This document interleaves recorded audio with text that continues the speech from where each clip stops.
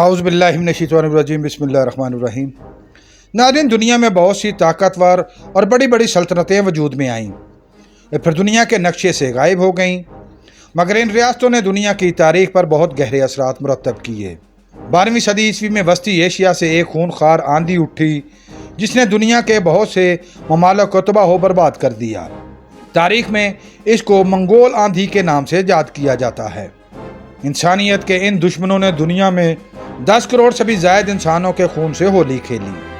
میں شاہد بٹی اور آپ دیکھ رہے ہیں ہماری سیریز داستان ماضی، اور آج ہم آپ کے لیے لے کر آ رہے ہیں دنیا کی ایک بڑی سلطنت منگول سلطنت کے عروج و زوال کی تاریخ پر مبنی ایک انتہائی معلوماتی اور دلچسپ ویڈیو۔ اس ویڈیو میں ہم جانیں گے کہ منگول کون ہیں، کیسے ایک خانہ بدوش قوم نے دنیا کے بڑے حصے پر اپنا تسلط قائم کر لیا، چنگیز خان نے کب اور کیسے منگول سلطنت کی بنیاد رکھی، کس طرح منگولوں نے مختلف قوموں اور سلطنتوں کو تباہ و برباد کر کے آگ اور خون میں نہلا دیا، اسلامی خلافت کے خاتمے اور سقوط بغداد کی مکمل داستان کیا ہے، کیسے ایک منگول سردار نے اسلام قبول کر کے بعد میں منگولوں کو ہی ناکوں چنے چبوائے، اور کس طرح یہ بڑی ریاست زمین بوس ہو کر دنیا کے نقشے سے غائب ہو گئی۔ اگر یہ ویڈیو آپ کو پسند آ رہی ہے تو اس کو لائک کیجئے، شیئر کیجئے اور مزید معلوماتی ویڈیوز حاصل کرنے کے لیے چینل کو سبسکرائب کر لیجئے اور بیل آئیکن کو دبائیے۔ ناظرین، منگول سلطنت کے بارے میں جاننے سے پہلے ہم جانتے ہیں کہ آخر منگول ہیں کون۔ حضرت نوح علیہ السلام کے 4 بیٹے تھے جن میں سام، حام، یافس اور یام شامل تھے۔ ان کا بیٹا یام نافرمانی کی وجہ سے طوفان نوح میں غرق ہو گیا، جبکہ باقی بیٹوں کو حضرت نوح علیہ السلام نے دنیا کے مختلف خطوں میں بھیج دیا۔ سام کی اولادیں عرب میں آباد ہوئیں، حام کی اولادیں جا افریقہ میں بسیں، اور یافس کی اولادیں اناطولیہ میں آباد ہوئیں۔ یافس کے 7 بیٹوں میں سے ایک بیٹے کا نام ترک تھا جو کہ شمالی ایشیا میں آ کر آباد ہوا اور اس خطے کو ترکستان کا نام دیا۔ ترک کے ہاں بیٹا پیدا ہوا جس کا نام النجا تھا، جس کے ہاں تاتار اور مغول 2 بیٹے ہوئے۔ مغول سے ہی منگول لفظ نکلا۔ تاتار کی اسی نسل سے تومنا خان ہوا اور اس کی نسلیں سرائے گوبی میں آ کر آباد ہوئیں۔ تومنا خان کی 5ویں نسل میں ایک نوجوان ہوا جس نے بعد میں تاریخ میں چنگیز خان کا نام پایا، جبکہ مغول کی نسل سے اوغوز خان ہوا جس نے اسلام قبول کر لیا۔ اس کی نسل سے خلافت عثمانیہ کی بنیاد رکھنے والے ارطغرل غازی اور عثمان غازی بھی پیدا ہوئے۔ اس طرح ترک قبائل اور منگول نسلاً ایک ہی نسب سے ہیں۔ 11ویں صدی عیسوی میں منگولیا کے علاقے میں خانہ بدوش منگول قبائل آباد تھے۔ یہ قبائل انتہائی لڑاکے تھے، غلہ بانی، زراعت، شکار اور جنگیں لڑنا ان کا مشغلہ تھا۔ تمام منگول قبائل ایک عرصہ تک آپس میں اور پھر تاتاریوں کے ساتھ لڑتے رہے۔ 12ویں صدی عیسوی میں چنگیز خان کے دادا خامنگ خان نے خامنگ منگول اتحاد قائم کر لیا، اور اس وقت اس نے جن ریاست کے خلاف جنگوں کا آغاز کیا۔ آخر منگولوں کے ساتھ معاہدہ کے بعد جن ریاست کے حکمرانوں نے منگولوں کے علاقے خالی کر دیے۔ جن اور تاتاریوں نے سن 1161 عیسوی میں منگولوں کو شکست دے دی۔ اس کے بعد جب تموجن منگول قبیلہ کا سردار بنا تو اس نے وانگ خان جیسے سرداروں کو شکست دے کر قبائل میں شہرت پائی۔ تموجن کے سب سے بڑے 2 اتحادی تھے، ایک اس کے والد کا دوست تغرل اور دوسرا جمران قبیلہ کا سردار جموغا۔ تموجن اپنے دشمن کا تمام مال و اسباب لوٹ کر اپنے سپاہیوں میں تقسیم کر دیتا تھا، جس کی وجہ سے فوجیوں میں اس کی بہت زیادہ پذیرائی ہوئی۔ منگولوں میں جس شخص کے پاس گھوڑا ہوتا وہ سپاہی شمار ہوتا تھا۔ قبیلے کے سردار کو خان کہا جاتا تھا۔ منگول ٹینگری نامی دیوتا کی پوجا کرتے تھے۔ آخر تموجن نے انتہائی کاوش کے بعد تمام منگول قبائل کو متحد کیا اور پھر 1206 عیسوی میں 27 منگول قبائل کا اتحاد قائم کر لیا۔ اس اتحاد نے تموجن کو خاقان اعظم کا لقب دیا۔ کچھ عرصہ بعد تموجن نے اپنے لیے چنگیز خان کا لقب انتخاب کیا اور تاریخ میں اسی نام سے مشہور ہوا۔ چنگیز خان نے فوج کو منظم کیا اور اس کو لڑائی کے جدید طریقے سکھائے۔ منگول فوجی دوڑتے ہوئے گھوڑے سے درست نشانہ لے کر تیر اندازی کا فن بھی جانتے تھے۔ تاریخ دان چنگیز خان کو سکندر اعظم اور نپولین اول کے پائے کا کمانڈر مانتے ہیں۔ چنگیز خان نے چین اور مانچو فتح کر لیے۔ اس کے بعد اس نے چین کے ماہرین کی مدد سے جدید اسلحہ بنایا، جس میں بڑے پتھر پھینکنے والی منجنیقیں بھی شامل تھیں۔ چنگیز خان کی فوج میں رشتہ داریوں اور دوستیوں کی بجائے وفاداری کو سب سے زیادہ اہمیت دی جاتی تھی۔ وفادار سپاہیوں کو چن چن کر فوج میں بڑے عہدے دیے جاتے تھے۔ 1218 عیسوی میں چنگیز خان نے سلطان محمد کے ساتھ تجارت کی غرض سے اپنے ایلچی بھیجے، مگر سرحدی شہر کے حکمران نے شک کی بنیاد پر منگول ایلچیوں کو قتل کروا دیا، جس پر منگولوں نے حملہ کر دیا۔ شہر کو تباہ و برباد کر دیا گیا۔ جگہ جگہ لاشوں کے پشتے لگا دیے گئے۔ اس شہر میں موجود کم و بیش تمام مردوں کو قتل کر دیا گیا۔ اس کے بعد منگول جلد ہی بحیرہ خضر کے ارد گرد کے علاقوں پر قابض ہو گئے۔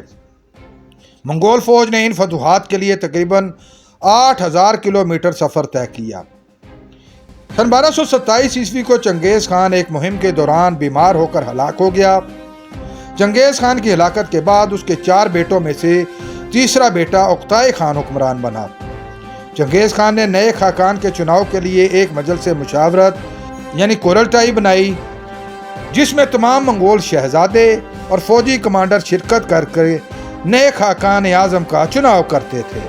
چنگیز خان کو دوران سفر ہی کسی خفیہ مقام پر دفن کر دیا گیا، جس کے بارے میں کسی کو علم نہیں۔ اقتائے خان نے اقتدار سنبھالتے ہی تاتار اور منچوریا کے علاقوں پر فوج کشی کر دی۔ سن 1234 میں جن ڈائنیسٹی کا مکمل خاتمہ ہو گیا اور تمام علاقوں پر منگولوں کا قبضہ ہو چکا تھا۔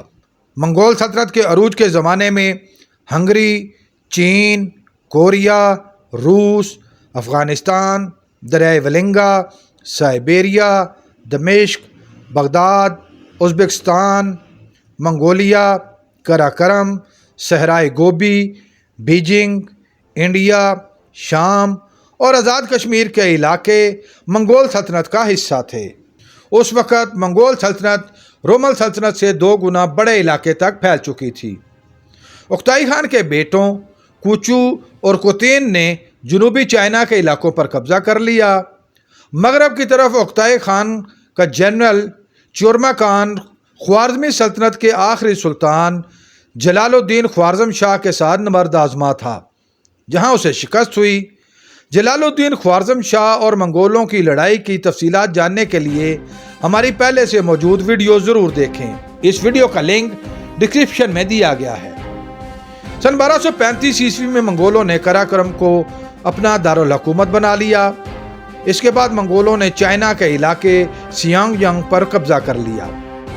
اسی دوران اقتائی خان کا بیٹا کوچو ہلاک ہو گیا، جبکہ اس کے بھائی کوتین نے تبت کی طرف اپنی پیش قدمی جاری رکھی۔ سن 1236 عیسوی میں منگولوں نے یورپ کی طرف پیش قدمی کی۔ منگولوں نے پولینڈ اور ہنگری کو فتح کر لیا۔ جب منگول فوج جرمنی کے دروازے پر پہنچی تو اس کی شکست یقینی تھی۔ دسمبر سن 1241 کو اقتائی خان کی موت کی اطلاع آ گئی۔ اقتائی خان کی آخری رسومات میں شرکت اور نئے خاقان کے چناؤ کے لیے جنگ روک دی گئی اور تمام فوجی جرنیل واپس کراکرم چلے گئے۔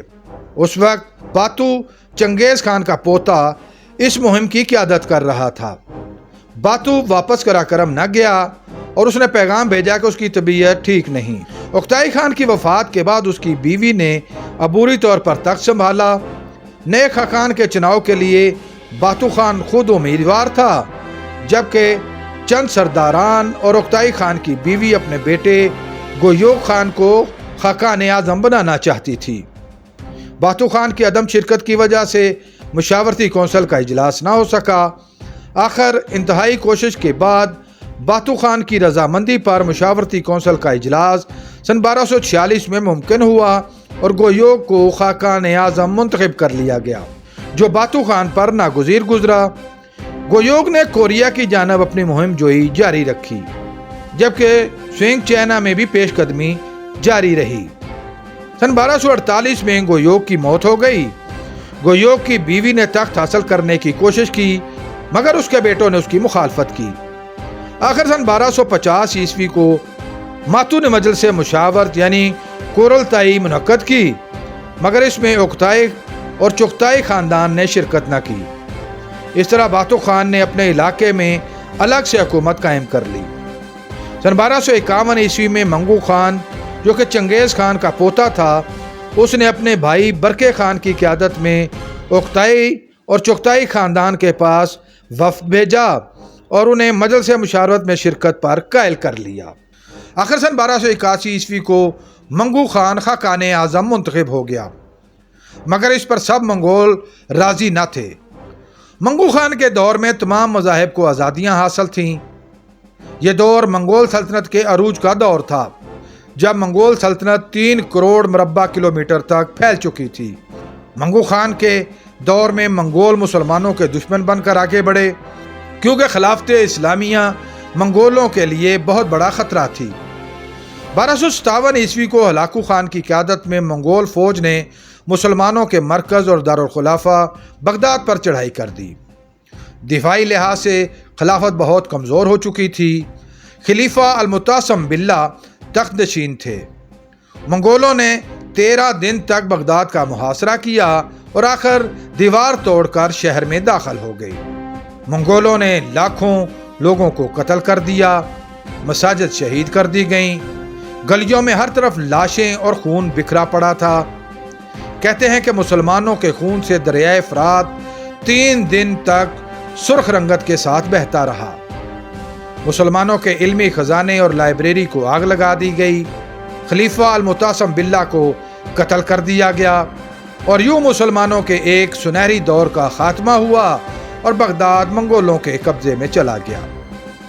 सुकूत बगदाद के बारे में जानने के लिए हमारी पहले से मौजूद वीडियो ज़रूर देखें, लिंक नीचे मौजूद है।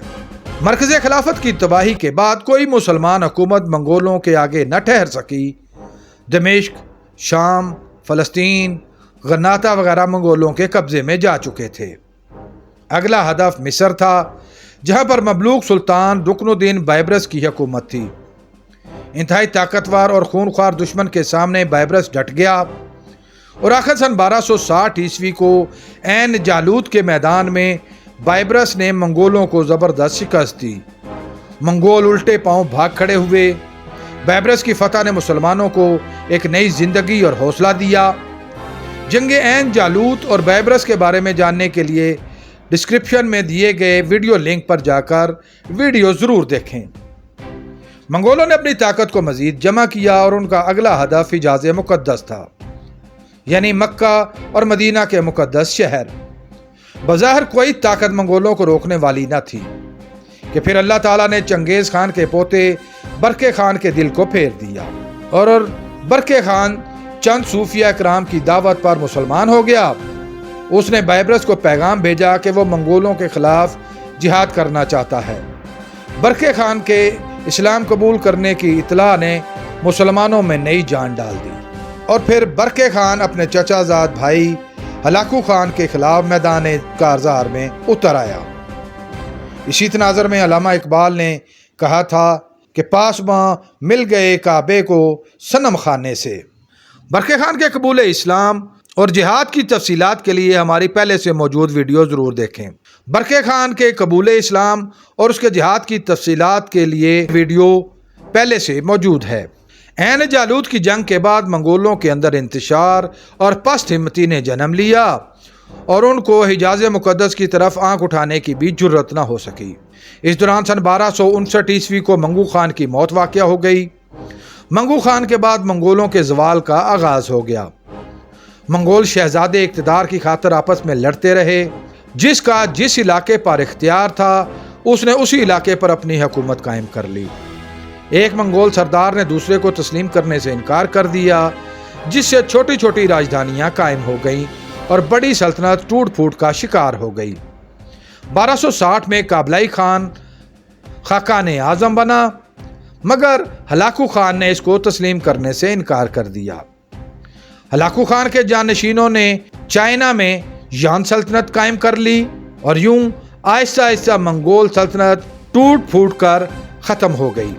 उसके बाद अमीर तैमूर बरलास, जिसने तमाम कबाइल को मुत्तहिद किया और 1336 ईस्वी में तैमूरी सल्तनत की बुनियाद रखी और फिर इस सल्तनत पर हुकूमत की। तैमूर की छठी नस्ल में ज़हीरुद्दीन बाबर ने सन 1226 ईस्वी में अफ़गानिस्तान और हिंदुस्तान पर हुकूमत कायम की, जिसे मुगलिया सल्तनत कहा जाता है। यह सल्तनत 300 साल से भी ज़ायद अरसा कायम रही। ये तमाम हुक्मरान भी मंगोल नस्ल से ताल्लुक़ रखते थे। नाज़रीन, अजीम सल्तनतों के अरूजो ज़वाल की तारीख़ी दास्तानें आने वाली नस्लों और हुक्मरानों के लिए एक सबक हैं कि सदा हुक्मरानी सिर्फ अल्लाह की ज़ात के लिए है। उम्मीद है आपको हमारी ये काविश पसंद आई होगी। आपसे गुजारिश है कि इस वीडियो के बारे में अपनी राय देने के लिए कमेंट बॉक्स का इस्तेमाल करें।